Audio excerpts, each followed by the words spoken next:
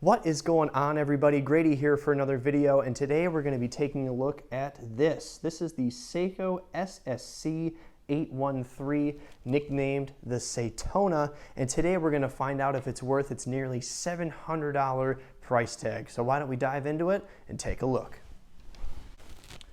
All right, let's take a look. So once again, this is the Seiko SSC813. It's 39 millimeters. It does feature the V192 solar movement, which I find to be just a really awesome movement. Some great highlights on the watch. The tachymeter, of course, looking very Rolex Daytona-esque, which was one of the reasons why I bought it, because I just thought it looked really good. As I mentioned, the movement, it is a push-pull crown, but 100 meters of water resistance, which is pretty impressive for something like that. You can also see here, if I shine the light the right way, you can actually see that the solar panels are integrated into the dials here, which is a really fun way to do it, and I think looks really nice, especially when you kind of have it off the light. It really just does look dark black, but it does catch a little bit of the purple on the panels, which I think is fun. Speaking of the dial here, it's not a bright white, at least from my eye. It does look to be a little bit more of an off-white, which does give it a bit of a vintage vibe. 39 millimeters, I think, and overall, really, really cool watch.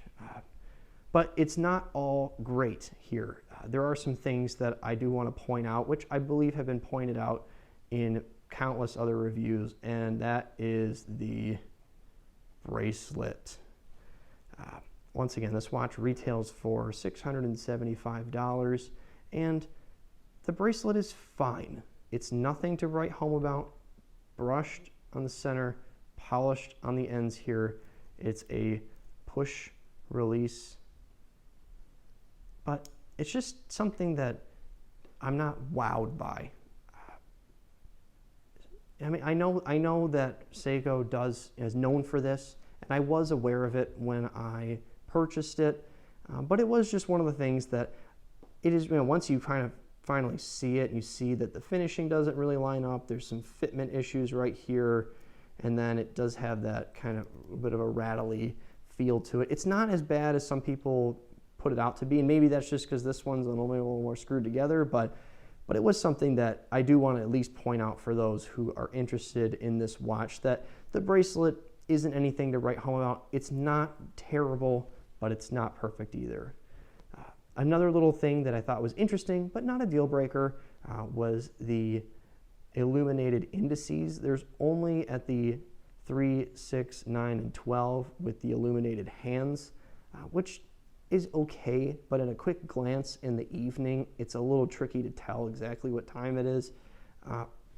Not sure why they went about that, because you could have maybe illuminated just the tips of the hands or something, but not the end of the world. It's just something that I wanted to point out.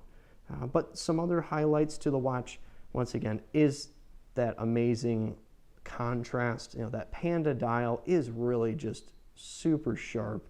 You can kind of see here as a reflection, you can see the solar panels for that V192 movement, which I think is awesome. You can also see here on the bottom is the sort of reserve for the battery, and you can actually check that by pushing here on the buttons.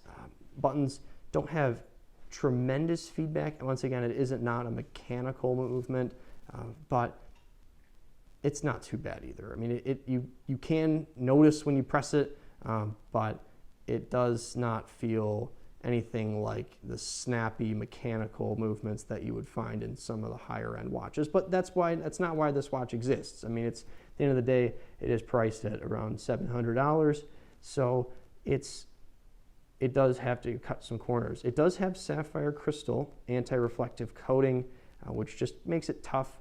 This is aluminum. I know there's been some debate on that, on what exactly this is. It is an aluminum bezel. Some people had said ceramic on some videos, and some people said aluminum. It is aluminum, nothing too crazy, but it does look really sharp. I love how it has sort of a flat edge, and then it tapers off down the end there. Overall, I do think it's a very nice watch. I mean, of course, the bracelet isn't anything to write home about, but there is something to be said about the dial construction and the detail in the materials that they use. But why I made this video and why you're probably still watching is it worth the price? And I have to say it's not. Most Seikos, from what I've experienced and what I've heard, aren't really worth their weight on the MSRP side of things. However, if you can snag one for a little less, which is what I did, it does make a little bit more sense. For $700, there are some things like the bracelet that, and some of the dial that I wish were a little bit better. However, I was sort of using this watch as inspiration for things like Daytonas and other more luxurious chronographs, because I just haven't had a lot of experience with it. So it's really fun to have this. I do wear this watch quite a bit in the last few weeks that I've owned it. There are just some things that I would love to see Seiko do that could potentially kind of elevate this watch, and I wouldn't mind paying a little bit more if there were some things that were addressed, like the bracelet, like I said. But if you can score this watch for maybe a little under MSRP, I think that you've found yourself with a really cool piece, something that ties into a little bit of watch history, a little bit of nostalgia, of course, as I said, that kind of off-white dial, and very versatile because of that Seiko's V192 solar movement. But that was just a quick little video talking about the SSC813. I would love to hear what you guys think of my new setup here with the camera to do these types of detailed watch reviews. But if you guys have any other questions or want me to review a certain type of watch or talk about it, shoot me a message. I hope to hear from you all soon. Cheers.